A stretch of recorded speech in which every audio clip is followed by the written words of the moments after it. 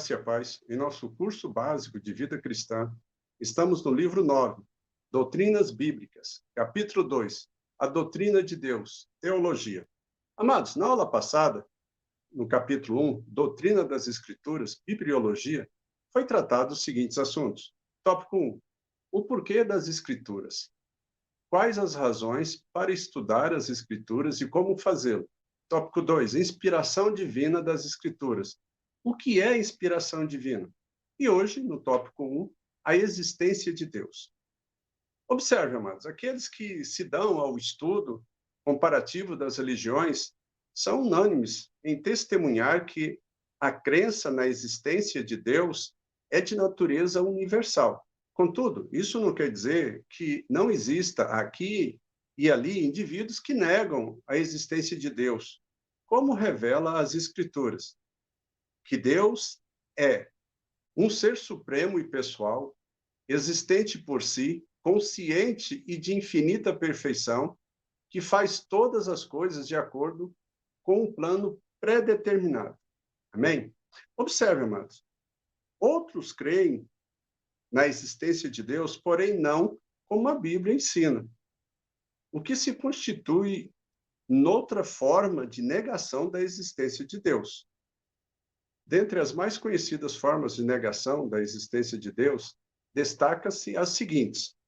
Primeiro, ateísmo. Os ateus estão divididos em duas classes. A, os ateus práticos. B, os ateus teóricos. Observe, amados, o primeiro é pessoa ou gente sem Deus, que não reconhecem a Deus e que vive como se Deus não existisse. O outro é uma classe mais intelectual, e baseia-se sua negação de Deus no desenvolvimento de um raciocínio.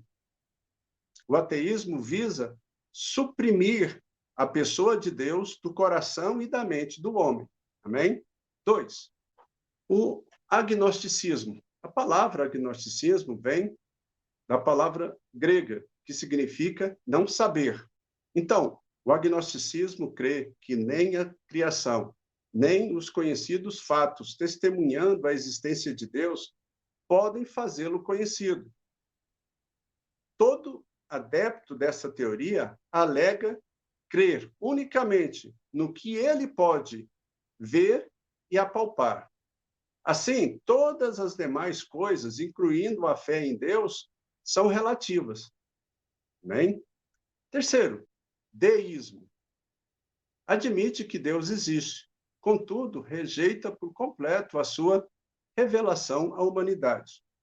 Para o deísmo, Deus não possui atributos morais nem intelectuais, sendo até duvidoso que ele tenha influído na criação do universo. O deísmo é a religião natural baseada no raciocínio puramente humano. Amém? Quarto, materialismo. Declara que a única realidade é a matéria e que o homem é um animal apenas. Por isso, não é responsável por suas atitudes e atos. Amém? Então, o materialismo ensina que os diferentes comportamentos físicos e psíquicos humanos são movimentos da matéria. Por conseguinte, o homem não tem do que e nem a quem prestar contas dos seus atos, pois todos os valores expressos nas Escrituras, inclusive a existência de Deus, são nulas. Amém? Quinto, o panteísmo. Ensina que no universo Deus é tudo e tudo é Deus. Deus não é só parte do universo, mas é o próprio universo. O hinduísmo é adepto desse falso ensino, amados. O erro filosófico e religioso do panteísmo é confundir o Criador com a criação. Amém?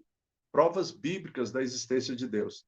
Na primeira página da Bíblia, encontramos a inequívoca declaração: no princípio Deus, lá em Gênesis, capítulo 1, versículo 1. Observe, ainda que a teologia tenha a existência de Deus como fato fundamental, plenamente razoável e independente da fé, não se propõe a demonstrá-la por meio de argumentos lógicos. A Bíblia, amados, não é nenhum diário de Deus, reunindo todas as indagações da mente humana sobre ele.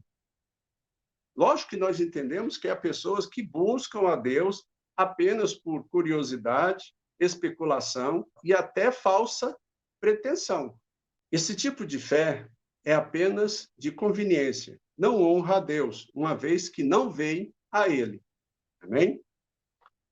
Fé na revelação bíblica. O cristão temente a Deus aceita por fé a verdade da sua existência, segundo a revelação contida na Bíblia. Então, amados, não se trata de fé cega, mas de fé que se baseia nas Escrituras. A Bíblia não só revela Deus como o Criador de todas as coisas, mas também o sustentador de todas as coisas e o dirigente dos destinos de indivíduos e nações.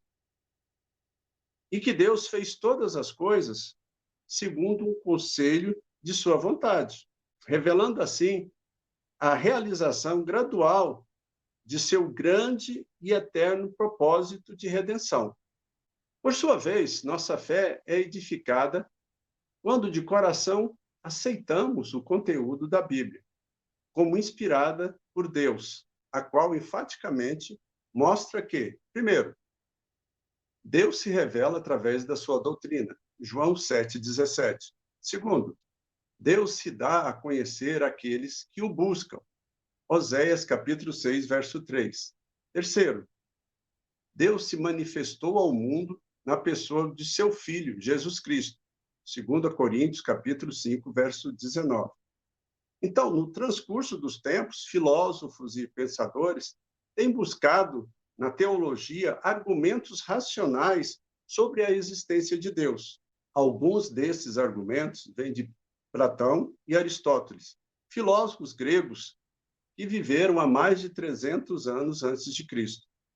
Outros argumentos foram formulados nos tempos modernos, pelos estudiosos da filosofia da religião.